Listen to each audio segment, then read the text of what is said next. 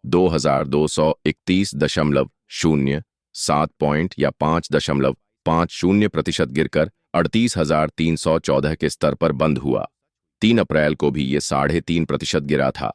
4 अप्रैल को S&P 500 index 322.44 point या 5.97% गिरकर 5,077 के स्तर पर आ गया। 3 अप्रैल को भी ये 4.84% गिरा था।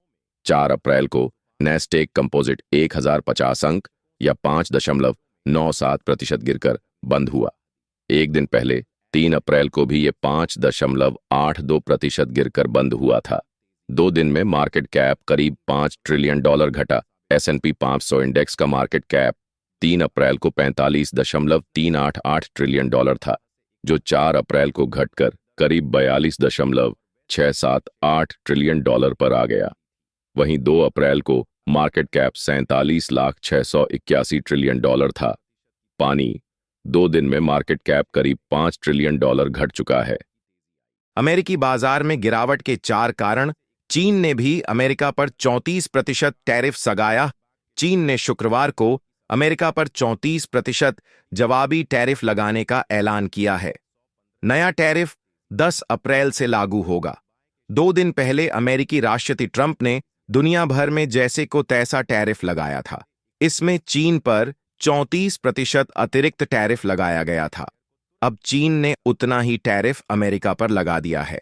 कंपनियों को मुनाफा कम होने का द्वारा अमेरिकन ने सभी आयातित सामानों पर 10% न्यूनतम टैरिफ और कुछ देशों जैसे चीन पर 34%, वियतनाम पर 46% पर इससे भी ज्यादा शुल्क लगाने का ऐलान किया है। इससे वहां से आने वाले सामानों की कीमत बढ़ जाएगी। इससे कंपनियों की लागत बढ़ेगी, जिसका असर उनके मुनाफे पर पड़ेगा। मुनाफा कम होने की आशंका से निवेशकों ने शेयर बेचना शुरू कर दिया है, जिससे बाजार में गिरावट है। ग्लोबल ट्रेड वॉर का हर अमेरिकी की ओर से टैरिफ लगाने के ऐलान के बाद दूसरे देश भी जवाबी टैरिफ लगा सकते हैं। मिसाल के तौर पर, अगर भारत पर 26% टैरिफ लगा है, तो भारत भी अमेरिकी सामानों पर शुल्क बढ़ा सकता है। इससे ग्लोबल ट्रेड में रुकावट आ सकती है, जिससे सप्लाई चेन प्रभावित होगी। इस अनिश्चितता से निवेशक घबरा गए हैं और उन्होंने शेयर बाजार से पैसा निकालना शुरू कर दिया है। 9 अप्रैल से लागू होंगे रेसिप्रोकल टैरिफ।